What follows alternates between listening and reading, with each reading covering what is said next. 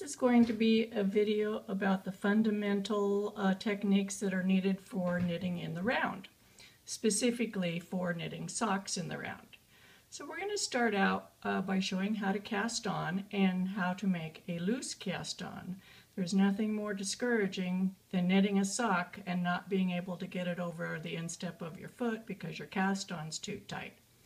So the basic cast on is the long tail cast on, and that's putting the yarn in the slingshot position. You can, if you're not familiar with this cast on, there's lots of YouTube videos about it. You can see one of those and figure it out.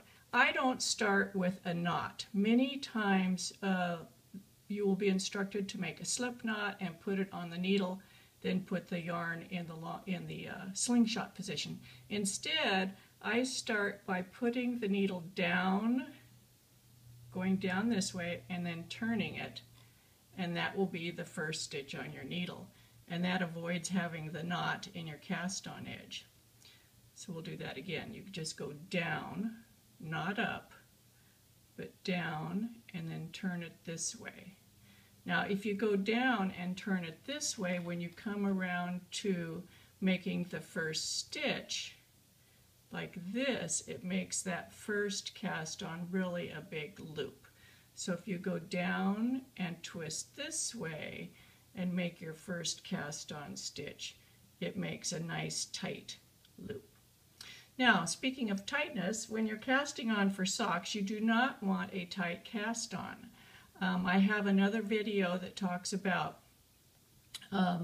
making a loose cast on that you can look at. Also, there'll be a link to that in the description of this video on YouTube. We're going to repeat some of that information here. You create your cast on stitch in the normal fashion, and when you go to tighten it, don't pull the thumb yarn too tight. Leave a gap between the first stitch and the next stitch. Don't pull them up tight next to each other. If you do, you'll end up with a cast on edge that will not fit over the instep of your foot. So we have the first loop on, the next stitch. I kind of use my index finger of the right hand to prevent that just cast on stitch from snugging up too tight. Then go to the next stitch, cast on. I'm using my index finger to space them out, and you can put on as many stitches as you need.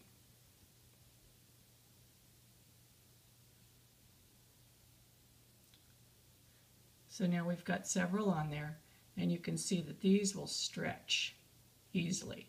So this will make a nice stretchy cast on. Now once you've got all your stitches cast on, you'll need to knit on more than one needle in order to knit in the round.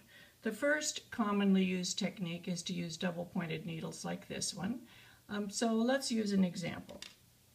Here's a set of double-pointed needles. I cast on all of the stitches onto one needle, and then I dispersed them over the other two. So there's an equal number of stitches on each needle. There's 30 stitches cast on here, and I have 10 on each needle. So we've got the 3 needles here, and we would use the 4th needle to start knitting.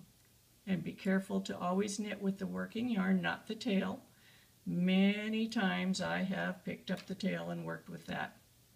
So make sure you have the working yarn in your hand.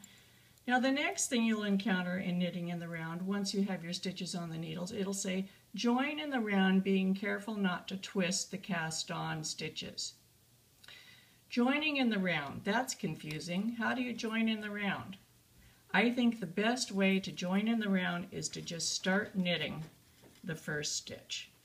You knit the first stitch and you pull up snugly so that there's no space between the last cast on stitch and the first knit stitch. That's the best way to join in the round. And at the end of this video, I'll be showing how to weave in ends and how to make sure that is a nice smooth edge there.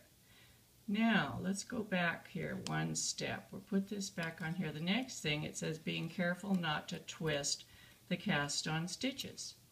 So we have them all here with the cast on edge pointing towards the center. Can you see that? What if you accidentally twisted it? Let's say this one's twisted. See, now it's got a twist right here. Let me show you how to fix that. Let's say you don't notice it till you've started knitting the first round. Well, when you come to that twist between the two needles, let me show you how you can fix that. So you just knit across to the end of that needle. Now you can only do this in the first round. This fix doesn't work after that. Now you'll see, here's the stitch on the needle.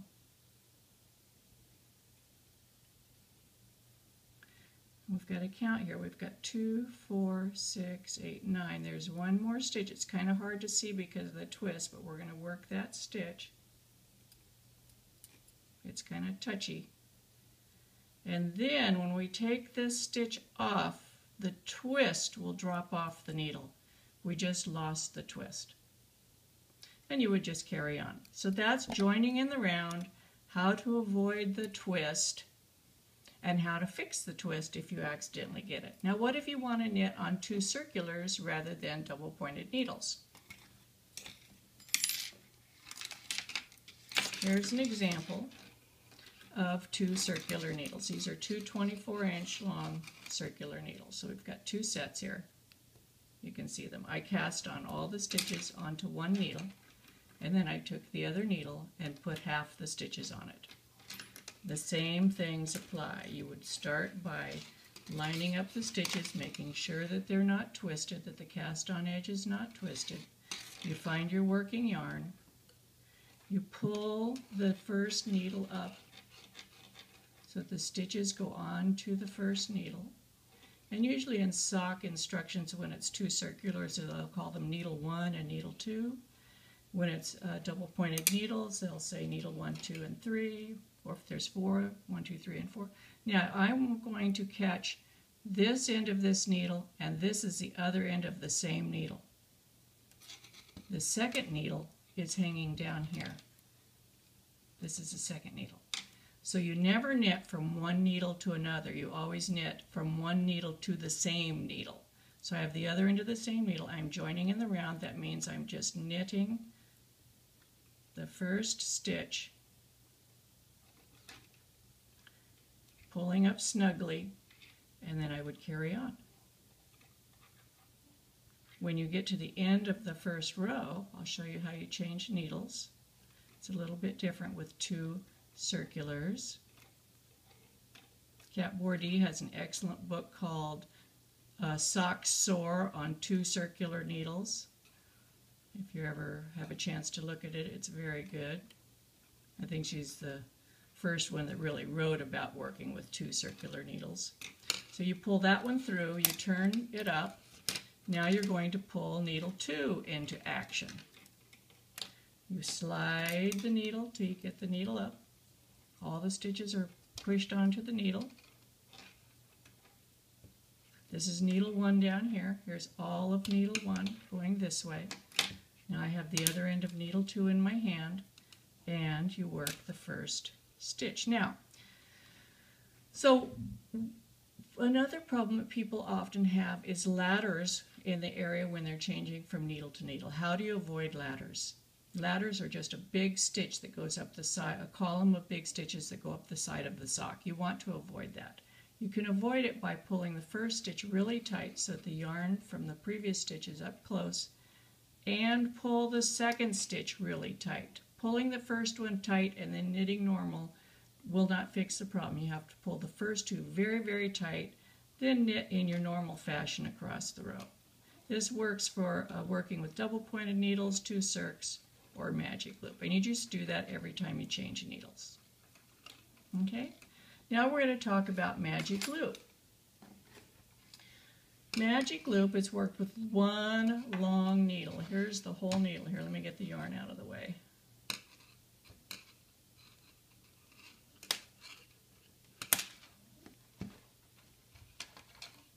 Okay, we've got this 1 long needle. This is a 40-inch needle. I've cast on the stitches onto the 40-inch needle. Now the way you divide these stitches, you're going to divide them in half. You're just going to find the middle, and you've exposed the cord of the needle, the cable, and you pull it through. So now you've divided the stitches in half. You have half on one side of the cable and half on the other cable. The other side of the cable. Here's the loop. That's why it's called magic loop. And then you knit same way. You start with the last of the cast on stitches. You'd put those on the bottom. You find your working yarn.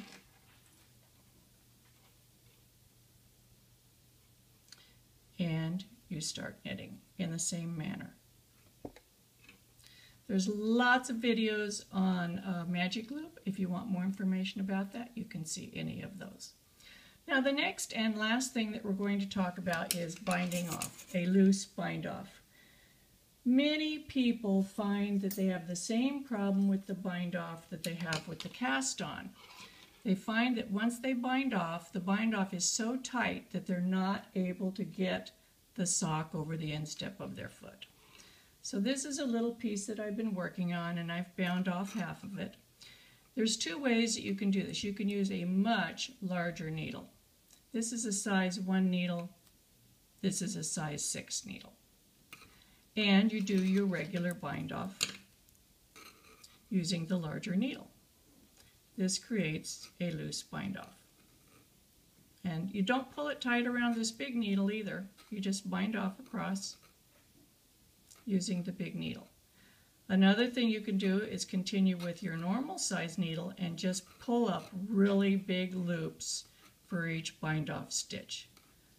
And that's how I normally do it because I've gotten used to how big I need to make my stitches in order to create a loose cast on. Whoops, we picked up a little extra strand there.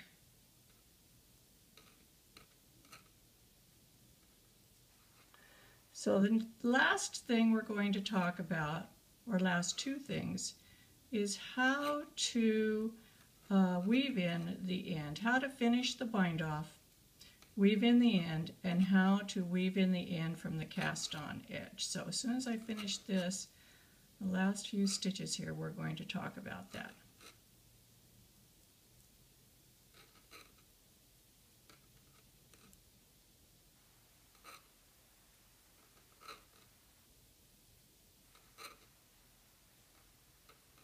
Last stitch, so pull it through,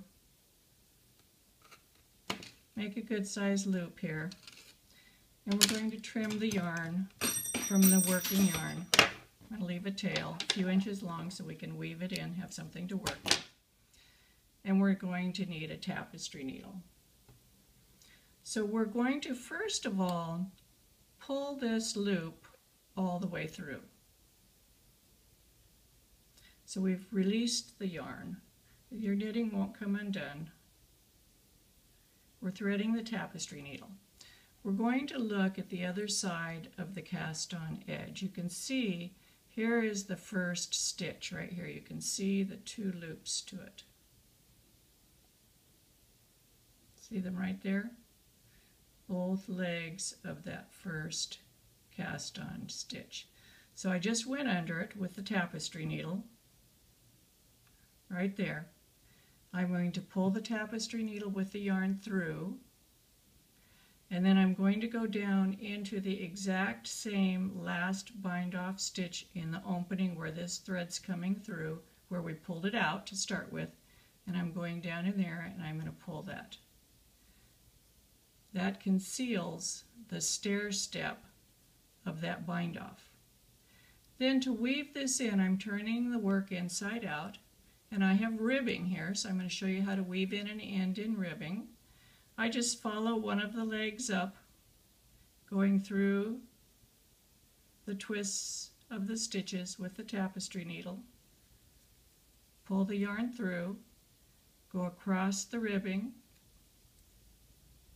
and work down the other side of that same rib.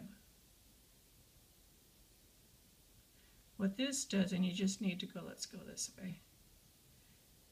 One way will go real easy. You'll know you're going the wrong way if you can't get the needle to go through the stitches. You just need to go under 3 or 4, pull the tail through, cut it really short. By going up one side and down the other, it prevents that tail from pulling out. It will not pull out. It has the same elasticity as the ribbing. When you turn it to the right side, you cannot see the tail weave at all. Now notice how nice and stretchy our cast-on edge is, and how it's nice and stretchy, the bind-off edge and the cast-on edge. Now we're going to weave in the yarn tail from the cast-on edge.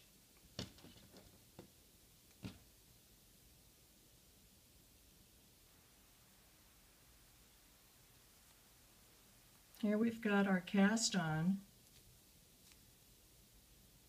I'm going to look at it carefully.